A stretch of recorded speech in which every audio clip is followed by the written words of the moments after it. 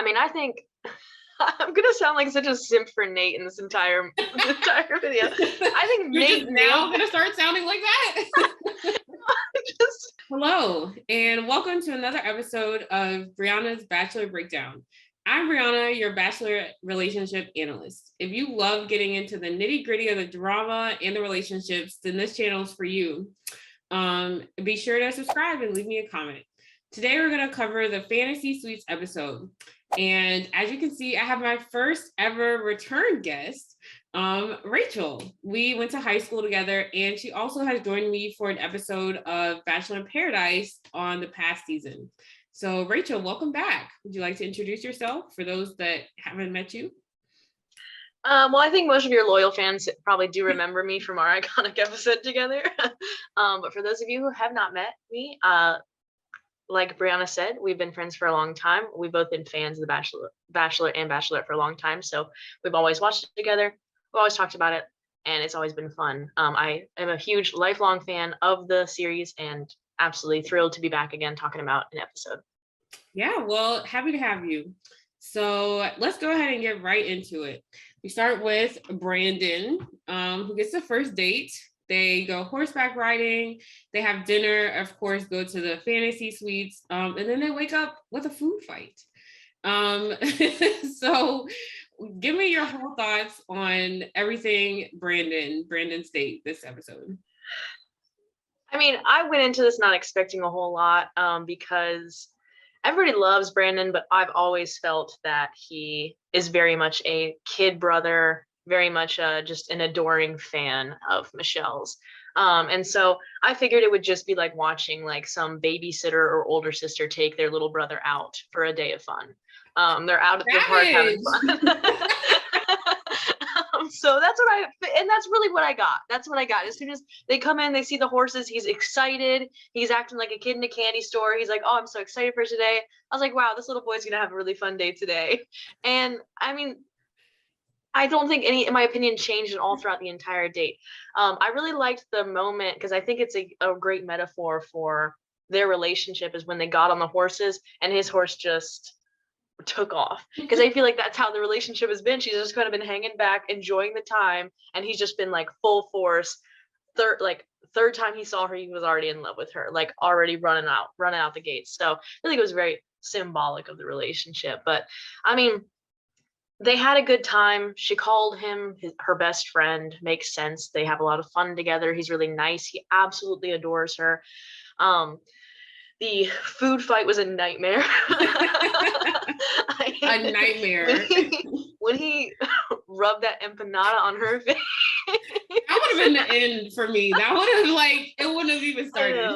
But that's again that, and it's just another thing. Like I don't feel then the romance. I feel that he's like a fun kid, and the things that happen while they're together are things like a kid would do. Like a kid would put food on you while you're like in bed trying to enjoy time together. And so it was just, it seemed like an older sister tolerating and like humoring a little kid, a little brother.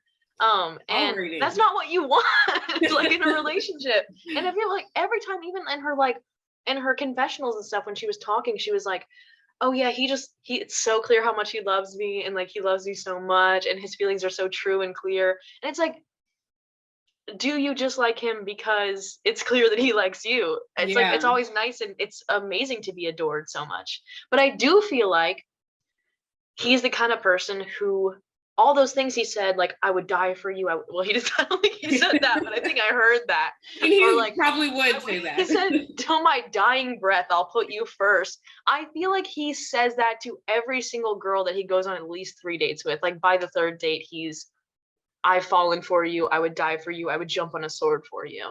Because I think he's just someone who falls in love quick. And I think he's someone who loves being in love. So I wasn't as impressed as other people seem to be. Because it was exactly just from what I've already seen of him, is again, just that adoring kid brother kind of vibe. And like I said, it ended on a very sour note with that disgusting food fight. So yeah. Yeah, no, I feel all of that. You touched on something that I wanted to unpack a little bit. The best friend like refrain. She definitely has said that numerous amount of times, and I agree. Like, it's not a romantic sentiment. Like, to me, it's like in a relationship. Like, I think objectively, like, yeah, you want the person to like be your best friend or one of your best friends, but like that can't be enough. Like, that can't sustain a romantic relationship. Yeah, I think you like it's like I think when people call their spouses or their long time boyfriend or girlfriend their best friend, I think it's something where it's like that came after. Like it's like you Mm-hmm. fall in love and then you just end up spending so much time together. You start your life together, they become your best friend. But when it's like Exactly. the first and foremost thing, it's like if that's the first thing you think of when you think of this person and not, well, we'll talk about it later, but what she said about Nayte, which she called him her soulmate. That's Yeah. the thing that came first. But with him, it's and Yeah. we've always seen in the Bachelor Nation that the friend sticks around long enough to have to be fun, to be a fun time, but the friend choice never makes it to the end because like Mm. that's What other they're examples are just you a thinking friend. of? Well, just like I mean, no one specific, but when we always see that friend vibe, I mean, that's how we knew Rodney wasn't going to make it because it was the That's friend true. vibe. And Yeah. so he's got the stronger friend vibe, but it's still a friend vibe. But she's Yeah. just calling him her best friend.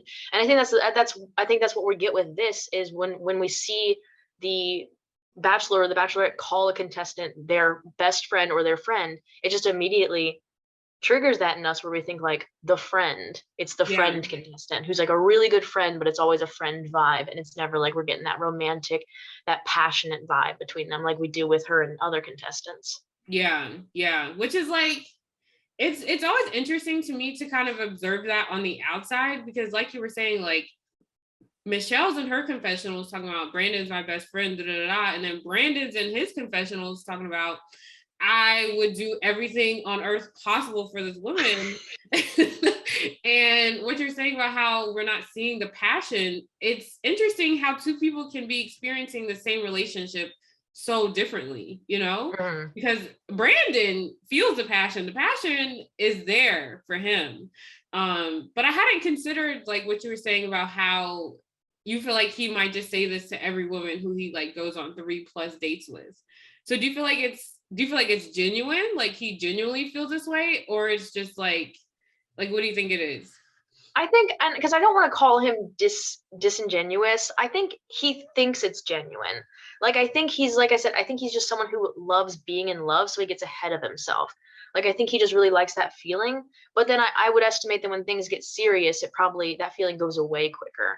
Because I think he Mm-hmm. just likes the idea of being in love, and I think it's like it's it's just an immaturity, and I think that's why I think I'm not the only one who's getting like a younger kind of Yeah. vibe from him because it's almost this immaturity that's coming off. So I don't think he's like lying or anything or just saying this to get through. Yeah. Even though that thing at the end, but I'm sure we'll talk about that later. Yeah. But like I think it's just that I don't know if he knows what it means yet because maybe he hasn't actually experienced the true thing yet. So he's just thinking, oh, I have a great time when I'm with them. I think they're really awesome. I'm in love. I must be in love. That must be what that is. So I Yeah. think he just maybe just doesn't know what it means yet.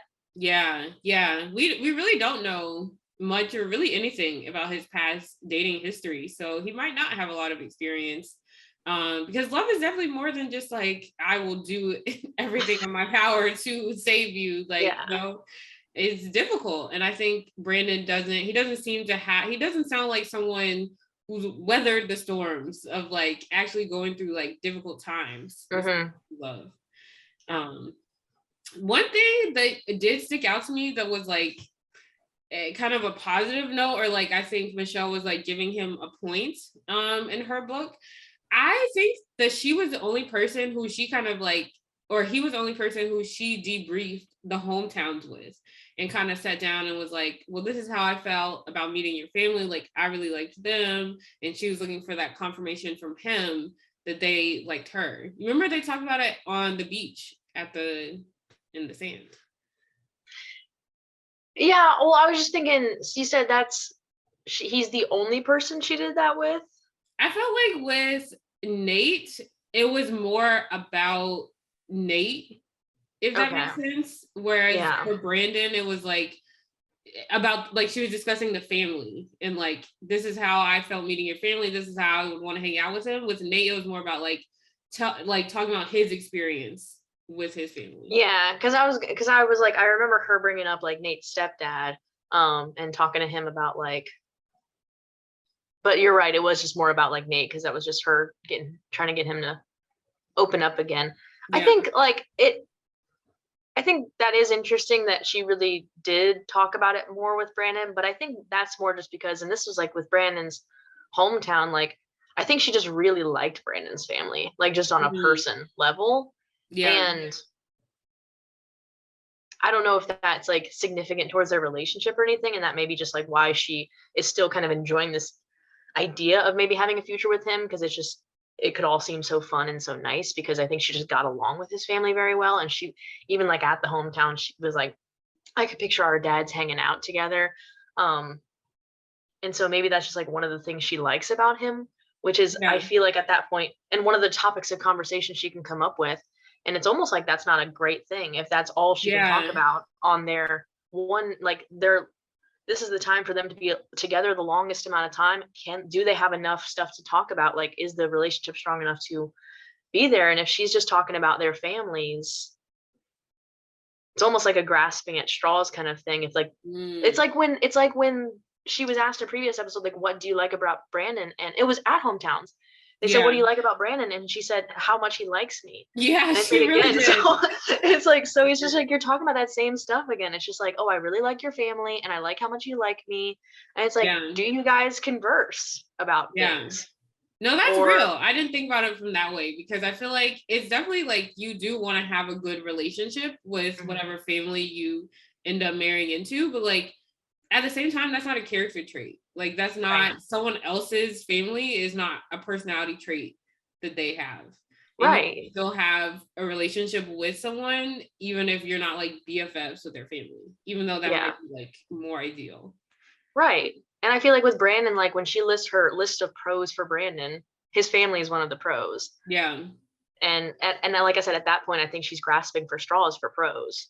Yeah. If she's already gotten to his family as being one of them. Because like you said, it's a nice bonus, but it's like, if that's like one of the focuses, is like one of the big reasons, that's not a reason to choose someone. Yeah. Well, moving on to Joe, he gets the second date, and they go ziplining. This honestly, like, I feel like he got the most fun date. Like, I feel like I like that one the best. Yeah. And they feed the horses, they have dinner, and then they also forego their separate rooms and go to the fantasy suites, and then they wake up with breakfast on the balcony that she pretends that Joe has prepared for her. So I think it's so funny that you said the most fun date, because as soon as you said that, I was like, wow, the most fun date for the most boring one. For the most boring person, because of the three, he's definitely the most boring. And I feel like it really says something because she was like, oh, he's such a quiet person, and it would cut to him like yelling at the zip line, and then at the end she's like, oh, I saw a whole different side of you. And it's like, if he was so boring and so one-sided that just him like screaming out in the forest, she was like, that's a whole new side, like that's a whole other aspect of your personality. It's like, he is boring. He is a boring one-note person. And so it's very, and I think that's maybe why he got such an exhilarating date, to try to bring energy out of him, because they knew if they planned anything else, they weren't going to be able to make much of this. Like, he was just going to sit there and look at her. Yeah. And so I still think it's funny that she said, I saw a whole new side of you. She's like, you're adventurous, you're goofy. And I'm like, first of all, he didn't plan that date. That's not him being adventurous. They like ascribe the qualities of the date like to the person. And that's how you know someone is boring, when it's like they just kind of take on the personality of the activity they're doing. Yeah. It's like, well, what did he add to that? Like, he just arrived. He participated. Like, it's not like she could have gone on then that same date and had the same quality of time with anybody because he was just present at that date. So yeah, it was just something to watch her really like make something of that moment. And to be like, oh, this changes everything, because it's like I feel like I've learned nothing new. He's the same as he has been before. He's very bland. I saw this tweet that was like the two sides of Joe, and it was just his like headshot twice. I saw the same one. It's so true though. It's so true. Yeah. And I think I saw a tweet that was like, it was like that date. It was like, I'm so glad that date was in the middle, because it gave me a nice time to have a nap during the episode or something like that. And I was like, I really felt that, because it was boring. I don't know if I could tell you exactly how that, like, if I could remember and recall the date as well as the other two. Like, you mentioned something about horses. I forgot about that. I forgot about that, because maybe I did fall asleep while I was watching that part. And so I was watching like as a viewer, because I always put myself like in the shoes of the date, and I'm like, what would Brianna Green, like to do as the Bachelorette in my dream world? So I'm like, yes, ziplining. I'm not paying attention to actually Michelle and Joe. I'm paying attention to myself on the zip line. Okay, that makes sense. I was just trying to pay attention to Joe to learn more about him. Learn all the things that Michelle apparently was learning about him. She did have an interesting conversation with him though, because I feel like this really sealed the deal on my understanding of why he was still there.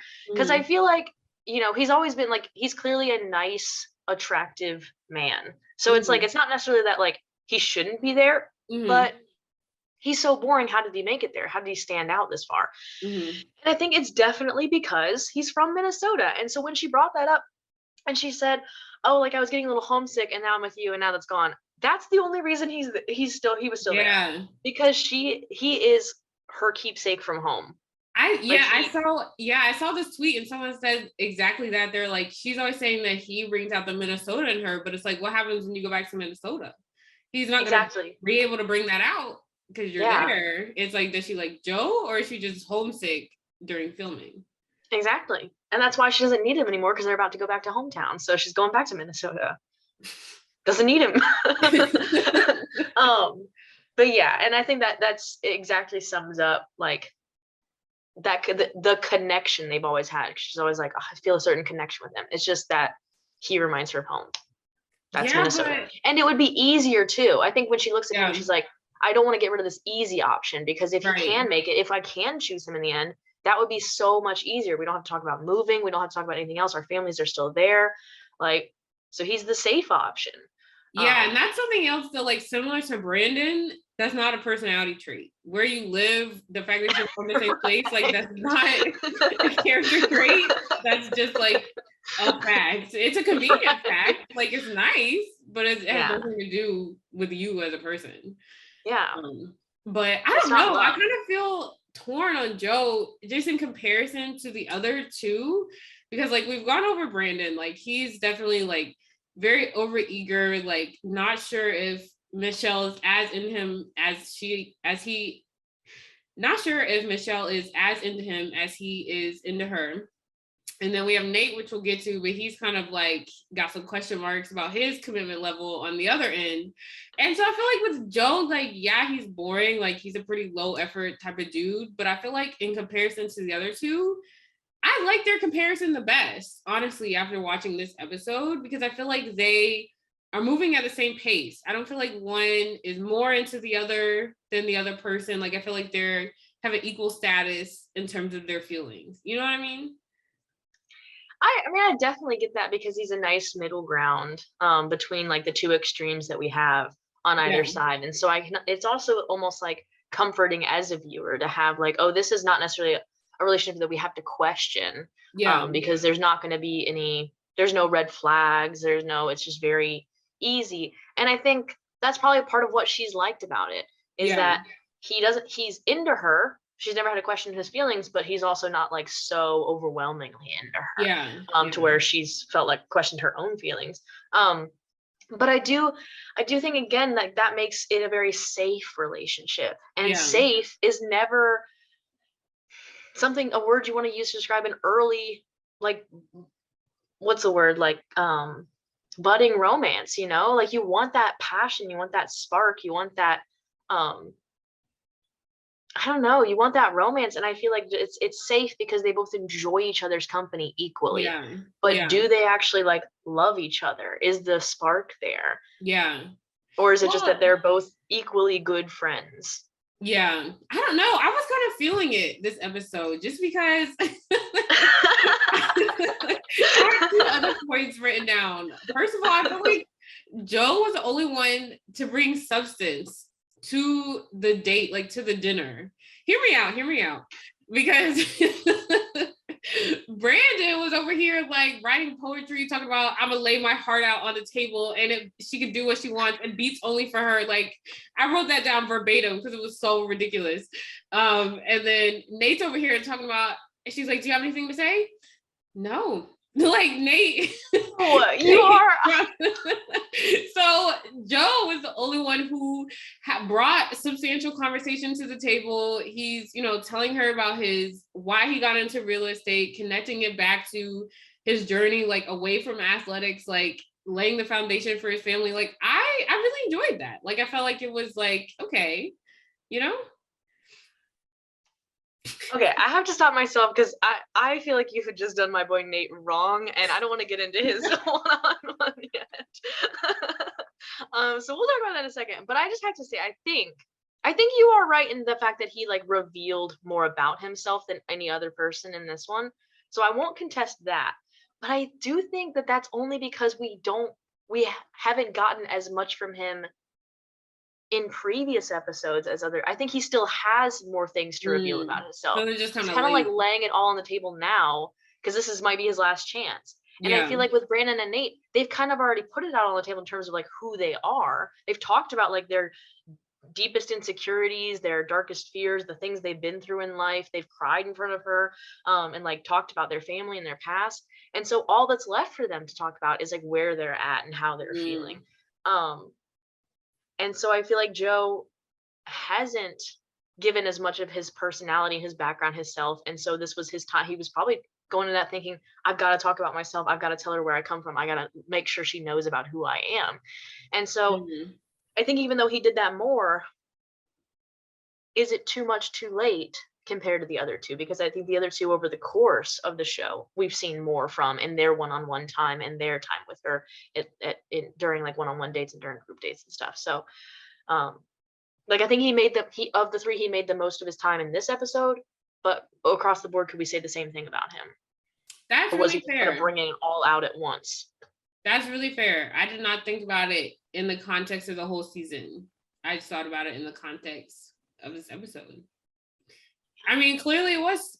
Well, I have mixed feelings about the rose ceremony, but yeah. The second point that I had written down about Joe was when she was leaving, like the next morning, like the fantasy suites, she did tell the cameras that she felt like she had that soulmate feeling with Joe.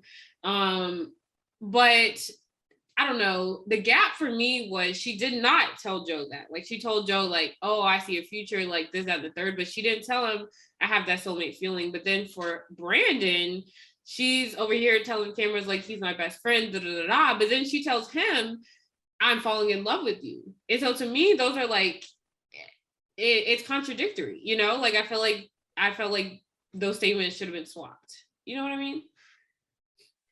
So you think? Like I feel like if she's gonna use the word soulmate to talk about Joe, to me, that sounds like you're falling in love, like to me. And if she's using the word best friend to talk about Brandon, to me, I don't think that warrants the statement of I'm falling in love with you. Like I just feel like it was, I don't know why they each got the reassurance in the way that they did. Yeah, I mean, that definitely, I don't know if I'd noticed that right away. Did she say anything about like falling in love? What did she say about falling in love with Joe? Did she tell him she's falling in love with him? She did not.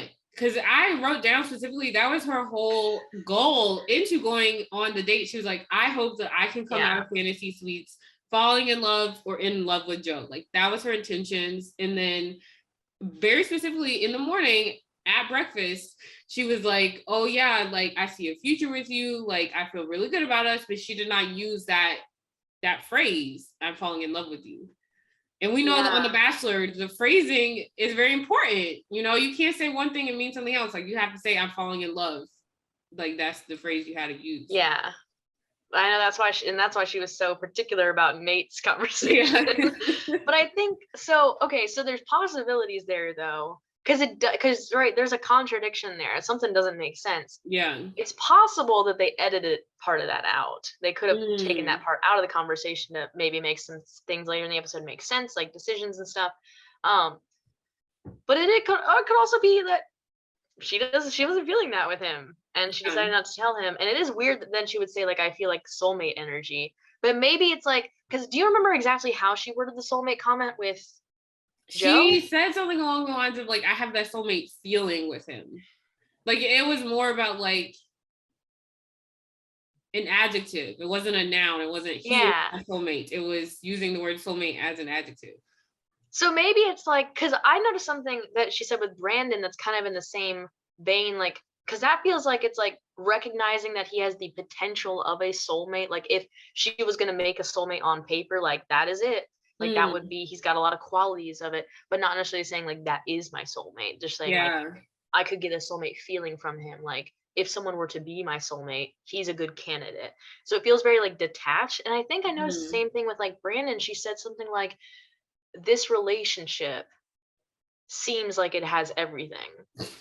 And it's like, that's very, it's like you a weird way to talk about, it's a weird way to talk about your personal feelings with this other person. Like, are you observing the relationship from the outside? Right, which is kind of like, then it's almost the same kind of thing. It's like she's just kind of commenting on like what this looks like. And it's just like why this would be a good option. But again, like her heart's not in it. And I feel like that's the key difference, is because in Nayte, and I'm sure we'll talk about this like after and stuff, but her wording with how she was talking about him, it was very much like, this is how I feel about him. Like this is how I feel about him as a person. Ready to go. And so I think that we're just seeing that similar detached, and maybe that is why she said that soulmate feeling, but then never actually told him personally, Joe, that she is falling in love with him, because she's not. Yeah. But like, she feels like she could, because he's got everything that she might be looking for. Yeah. But she's just not falling in love with him. That's fair. Yeah. Well, perfect segue to Nayte. They go on yet another boat ride. Thrice now. We have seen them on a boat on the water. I'm sick. Boy looks good in a swimsuit. In the singular swimsuit he brought, yes. No. Did you see? So I saw something though. I don't know if he said this, or apparently like that orange swimsuit, like Michelle said that like that's like she loves that swimsuit. So they like a word again for her. Someone said, I don't know if I saw that on Twitter or I heard in the episode. I don't know, but maybe it's just because me as a viewer, I'm sick.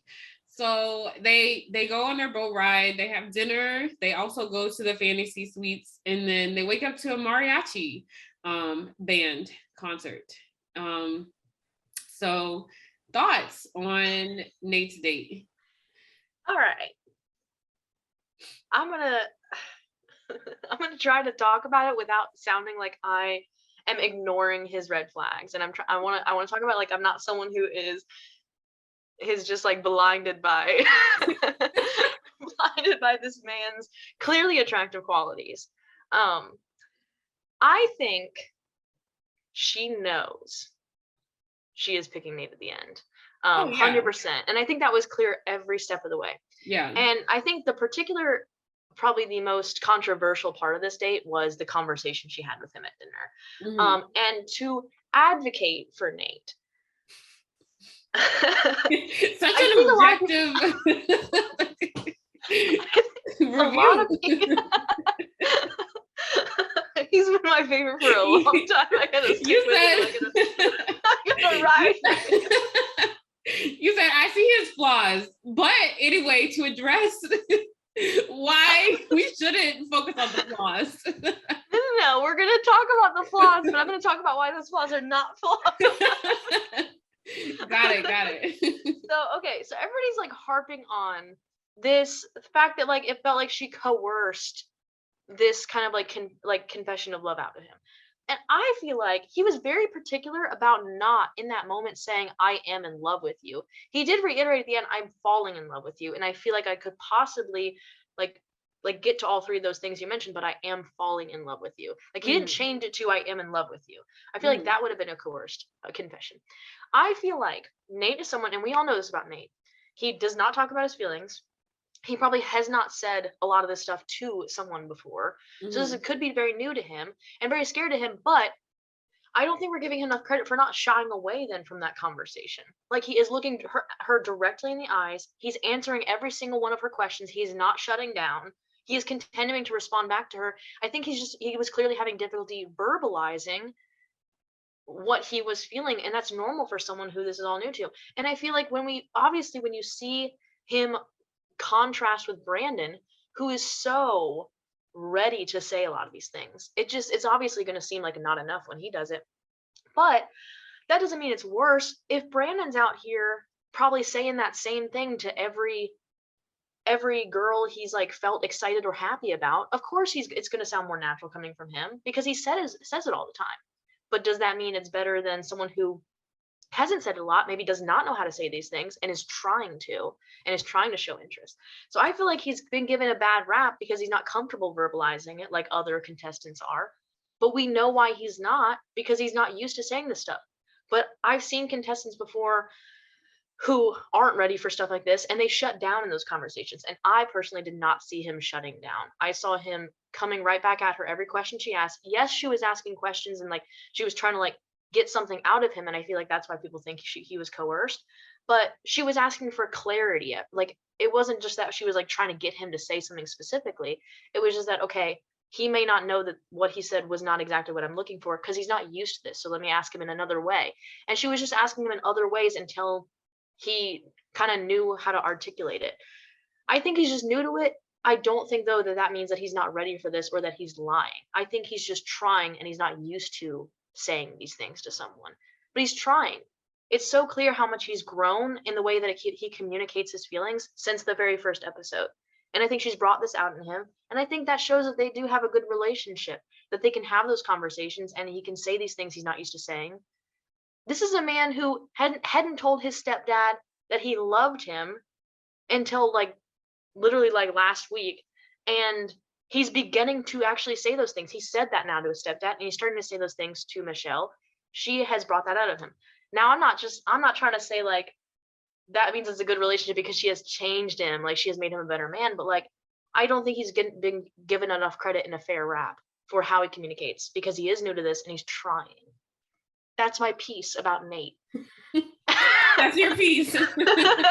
But so I didn't see as much of a problem in that conversation as other people seem to have had, but it could just be because I'm as much in love with Nayte as Michelle clearly seems to be. And everything she said about him, she said, I am in love with you. Okay, not news to us. Like, let's go for it, girl. Choose him already tonight. She said he is like my soulmate. Got it. Check mark. And the way she looked at him in bed, yeah. I mean, when she woke up with that messy hair, I said, it's a wrap. Yeah, no, I thought the day went smoothly. I thought everyone's saying like she's ignoring the red flags. I think people are trying to put red flags on him because he's the front runner, and everybody loves to hate a front runner. Everybody loves to find a problem with a front runner because they don't like the ending to be obvious. And I even think he might be getting a bad edit. Because I feel like a lot of these red flags have come up all of a sudden. Like I think he's always been like seen as a cool, nice guy who's clearly into Michelle, and then all of a sudden we are questioning his feelings in the last 2 episodes. I think he's just getting a bad edit now. In my personal opinion. In your personal objective opinion. Objective opinion. Okay, here's my thing. I also am in love with Nayte. I get it. I understand why Michelle is a smitten kitten. Like, he is so attractive. He has the piercings, the earrings, like the height, the tats. Like, I too would be, I mean, I assume she's gonna pick Nayte. That would also be my choice. For me, it'd probably be like Nayte versus Olu, but I'm not the Bachelorette. But like, I get it. Like, I get it. But I also feel like, I don't know. Like, I just felt like, I feel like he was saying a lot, but like not saying a lot. Like, to me, like, yes, he did. I will say that he did say the things that were said. Like, the words came out of his mouth. I can agree with that fact. But I just think like the way he showed up to the conversation was very, although he might be like new to this, the timeline is available to him. You know what I mean? Like, this is the penultimate week. Like, there is an engagement next week. So yes, you might be new to talking about your feelings, but it's not a surprise. It's not like you are dating out in the real world and your girlfriend like has a secret timeline in her head and she's like, you need to propose to me by next month or we're breaking up. Like, signing up 10 weeks, either you propose or you don't.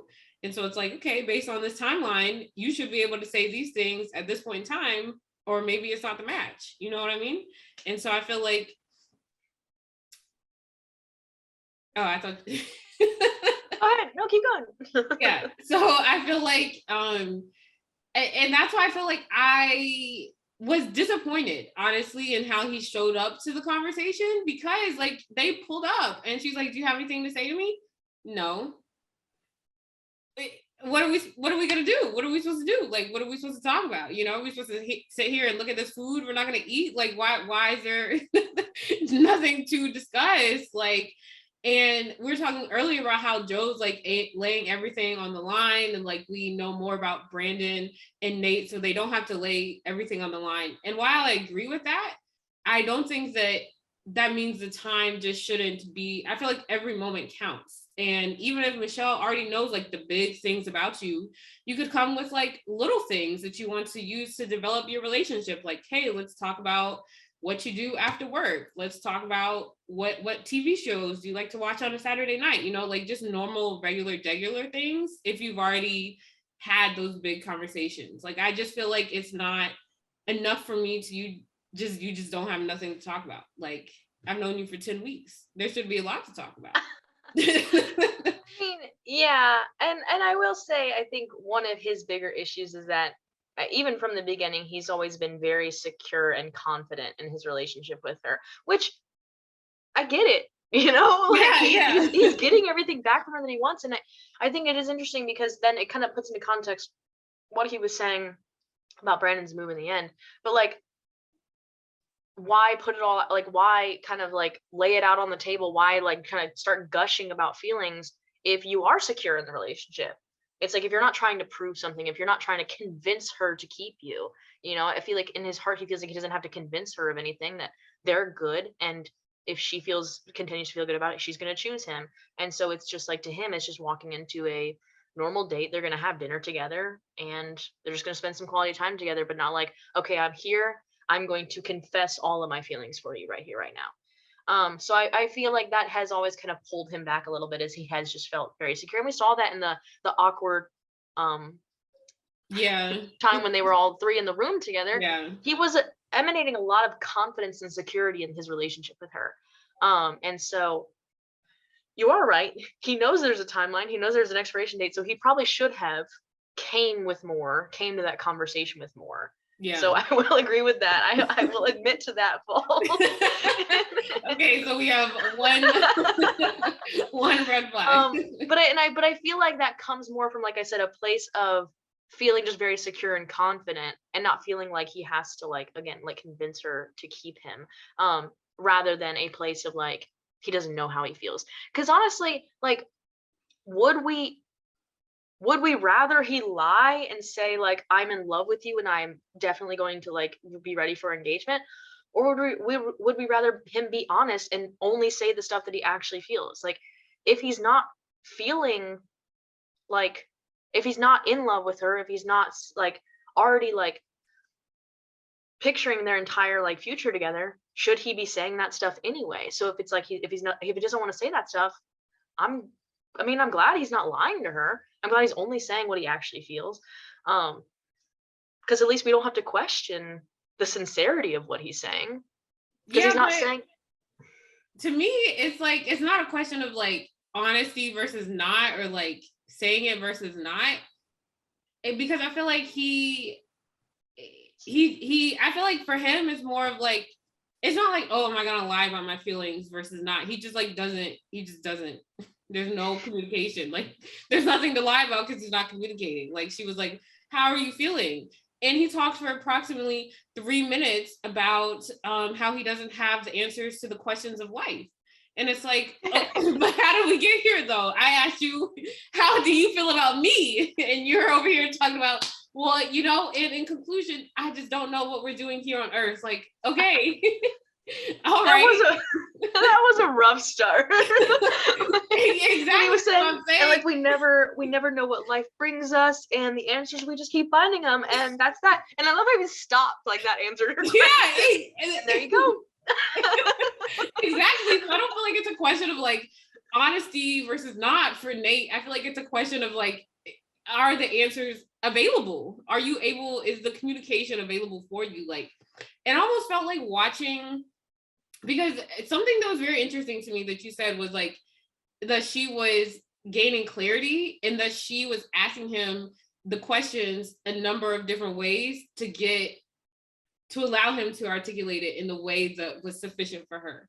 To me, that's entirely too much. All that right there, asking the same question 5 different ways, 5 different times, like that's just like, and then eventually you get the answer, because it's like, and Nayte, he's not done. Like, he knows that he has to say these things in order to progress. And that's not me saying I think he's playing her or that he just wants to like win the game. Like, I don't think he's disingenuous, but I also think that at a certain point it clicked and he was like, oh, okay, these are the answers that she wants. And this is what I need to provide in order to have a sufficient answer. Like, it almost felt like a job interview when they're asking you impossible questions like, will you sacrifice for this company? Will you accept $8 an hour and 70 hours a week? Like, just really impossible questions. And you want the job? So you're like, yes, that sounds amazing. That sounds wonderful. And that's not to me saying that I think Michelle is a crap job. Like, I don't think she's offering something negative on the table and he's just agreeing to it. But I also think that it was like, oh, like, this is what she wants to hear in order to reassure her. Like, this is the reassurance she wants, you know? Yeah. No, and that is interesting, the idea of like it feeling like a job interview, because it was a lot of work on her part to get that out of him. And it's like, you know, does she necessarily want to be doing that for the rest of her life whenever it comes to like conversations about feelings? Yeah. It kind of reminds me of like in Katie's season. I'm not in any way comparing these two men, so it's just this one instance is when she was ever talking to Greg, and we always kind of said that it felt like she had to pull Greg's feelings out of him, and she had to walk through his feelings with him for him to understand his feelings. And and that is kind of something we were seeing in that conversation, is it did feel like she was kind of walking him through his feelings, and like you said, and then it would click at some point, like, oh, that is how I feel. And it's almost like, did she get you there, or did you get yourself there? Because I feel like the difference between Nayte and Greg is that Greg knew what he was feeling. He just didn't articulate it. Like, he would show up and be like, I'm crazy about you. And it's like, okay. You know, like, he would just say just like random stuff. And it's like, let's make that into a functional emotion. Nayte just pulls up with vibes. He's just ready to go. And so I feel like that's more emotional labor to transform these vibes into, okay, but what are, like, let's do something constructive with this. Like, where is this actually going? Yeah. I tend to think though, like, I feel like Michelle's very much playing this role in the conversation because she is the Bachelorette. But if we think about like real life, she's said a million times that she's very similar to Nayte in that she doesn't also like to open up about her feelings very often. So her personally and how she communicates in like her like love language, is she gonna mesh more with someone who's not always like constantly wanting to talk about feelings and constantly gushing about feelings? Because like I feel like Brandon, someone like with Brandon's style, would get on her nerves. Yeah, She'd be like, I love you so much. I love you so much. I would die for you. I would put you first on my dying breath. And like when she doesn't say that stuff in return, is he gonna get like start to get like insecure and stuff?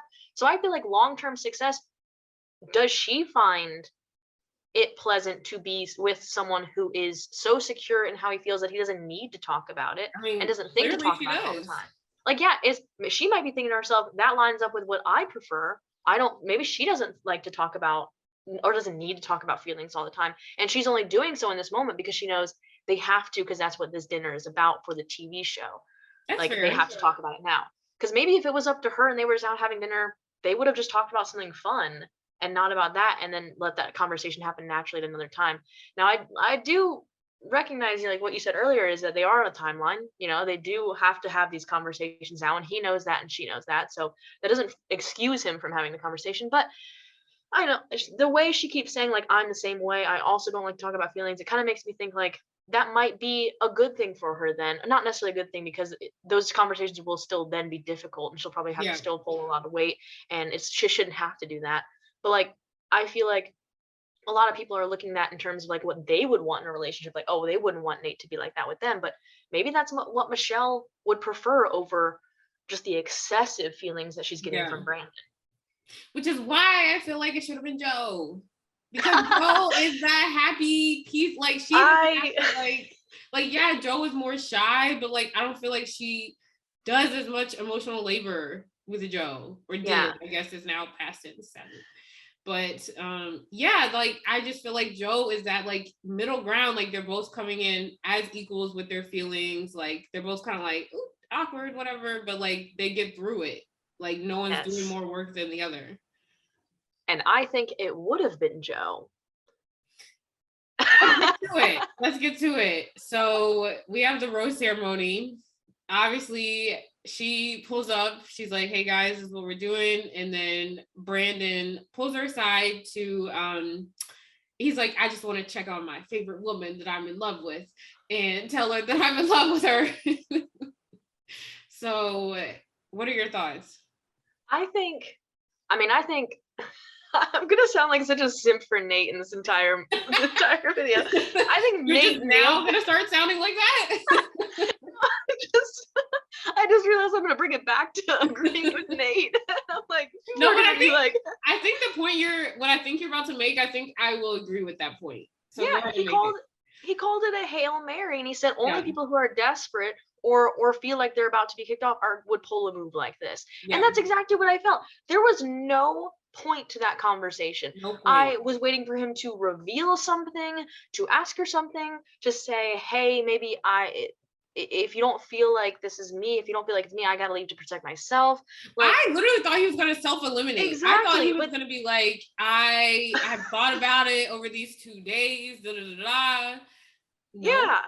But no, it was just like, I just want to remind you how much I love you, and I only want what's best for you, and like you are the only thing that's important to me is your happiness. So I just wanted to remind you of that. And it's like, what a desperate move. And so I do feel like that's part of what kind of convinced her to keep him, is that like just seeing how in love he was with her, and probably thinking to herself, if she's already decided she's choosing Nayte, it doesn't matter which of these 2 men she carries with her. Maybe just keep the boy going a little longer, or maybe thinking to herself, I can't possibly break this boy's heart tonight after he just said all that. So maybe that's what kept him in there. And so maybe his Hail Mary worked, but that's exactly what it felt like. It reeked of desperation. And it's like, if you were secure and confident in your relationship, you would not have had to have this conversation. And like, that's not attractive. That insecurity and that desperation is not attractive. So I don't know. I mean, like I said, I think it just worked on her because she just didn't want to break his heart tonight. She wants to put that off till last minute, because I wouldn't want to do that either after that conversation. And so maybe she thought to herself, well, Joe will be easier tonight, so I'll just get that out of the way. Joe sat there like a rock, and Exactly. And she probably knew that too. She's like, I've had enough of emotional, like, I do not, right after sitting there one-on-one with him, I do not want to have to do that again on the different side of the table. So we'll save that for next week. And so I think that is why, because I just like, I feel like that did not progress their relationship. In fact, I thought that brought them backwards, because I think if I were her, I would have been very overwhelmed by that. Yeah. Like I thought we were in a good place. Like, yeah, where is this coming from? Like, this is yeah. And so it's like almost like she didn't do this, but it's like, is she supposed to comfort him about how much he loves her right now? It's like, right. what does he want from her in this moment? Why did he pull her over for this? And like Nayte said, it was just to save his butt. It was a Hail Mary. And that I will agree with completely. It was definitely a Hail Mary. And I don't know if you noticed this in her like voiceover, like as she was walking up to the rose ceremony or whatever, she was like, I know what I want to do. I'm going to eliminate the person who will do anything for me. And there's only one person who fits that description, and that is Brandon. And so hearing that, I was like, oh, okay, he's going home tonight. And so I really think that Brandon turned the tables with that conversation. I think so too. Yeah, which is like super annoying, because it's like, I don't know, to me, watching that back as Brandon, I would be kind of like, I wouldn't want someone to keep me just because I begged them to, essentially. Like, I would want them to keep me without that influence, you know? Yeah, and again, I think that's where we're seeing the immaturity. I feel like it doesn't matter to him why she keeps him. He just wants her to keep him. Like, he just like wants to keep that alive as long as possible. He doesn't really think too much about like the actual like feelings behind that. It's just like it's obsessive now. It's just like he just wants to do anything to stay. And so yeah, he's a puppy dog in love. And yeah, I do agree that it would have definitely been Joe that stayed had he not done that. I think I didn't catch this, but like I saw someone on Twitter say that she had said something when she was talking to Joe, or like leaving her date with Joe, something about like promising him there was going to be a next time. And so like there was a clue there as well that he was going to keep him. It was about the breakfast, because she was like, thank you for bringing me breakfast. And she was like, I got you next time. Okay, so that's maybe not as that doesn't feel as like, concrete as people make it sound. I think it's just a saying. But yeah, I mean, even if that was a concrete thing, then that would just add to the idea that like she had him in her mind, and it was very much a curveball for him. But I think at the end of the day, it all boils down to the fact that she was able to make that switch so quickly. If she was going to choose Joe to stay at first, it's because she's already decided it's Nayte, so it doesn't really matter. That's true. Yeah. So I think it just speaks to both of them. If that's the only reason he stayed, he's for sure not being chosen in the end. Yeah. Yeah. Oof. That's gonna be a tough. I can't wait for this to start a trend. The next 3 seasons of having the last three contestants like pull her aside right before the rose ceremony. I can't wait for people to see like, oh, it worked for Brandon, I'm gonna do it. Because we all know that they take tips from previous seasons.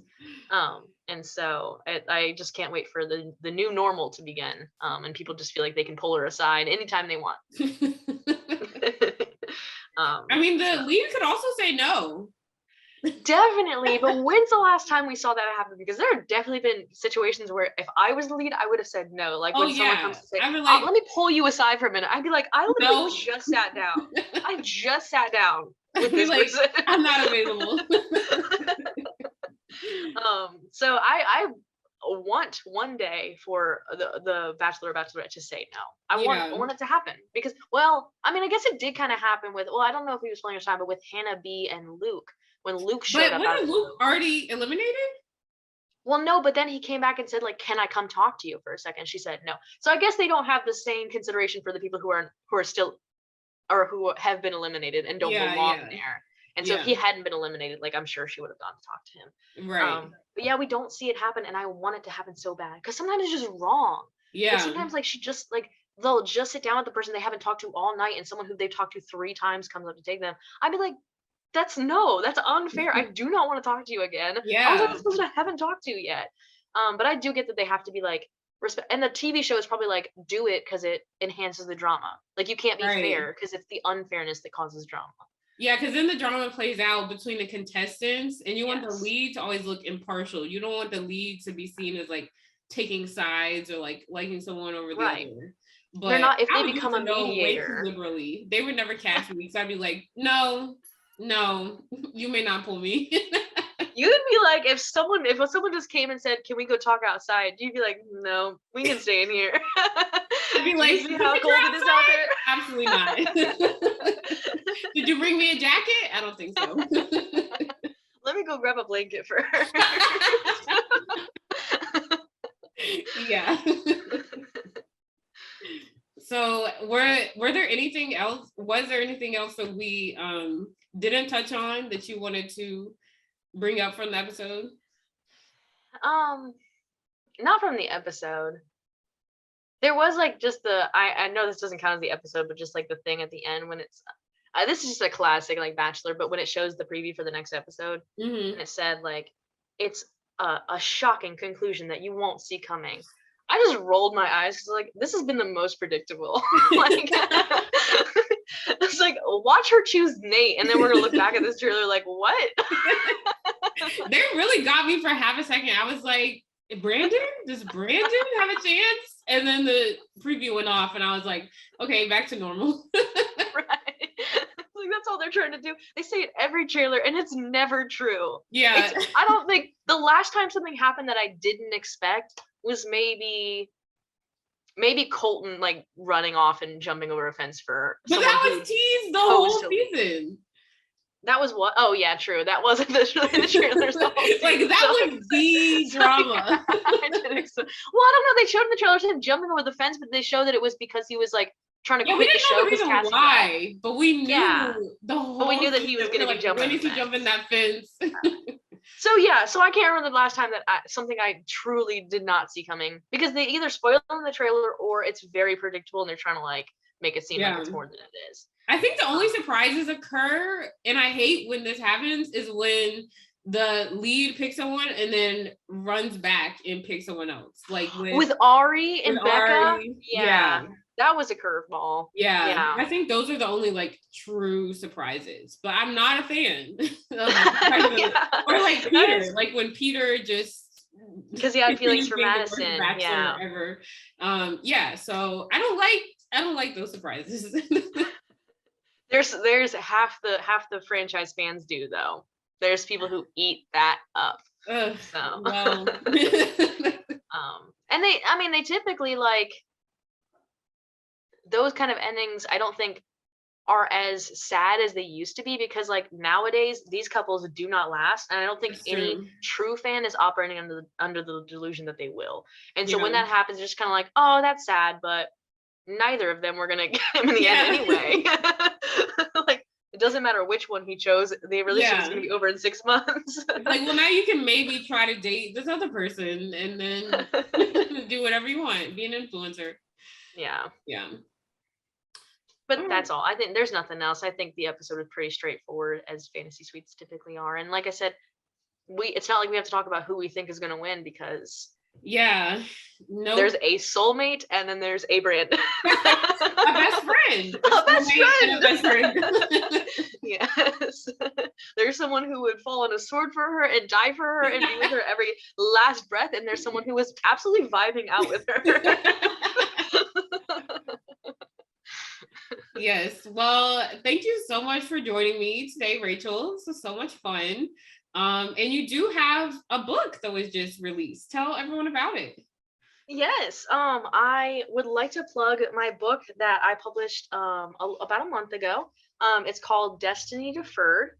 It is available on Amazon. It is a young adult fantasy book. Classic adventure tale. It's got a dragon in it. So if you like fantasy with dragon in it, it's a really, really quick read. I personally think it's a really enjoyable story. I'm a little biased. But yeah, it's available on Amazon, ebook and paperback. So go grab yourself a copy before they're sold out. Yes, I can confirm. I do own a copy and I have read it as well. So would recommend. So thank you for joining, Rachel. This was fun. Well, thank you so much for having me.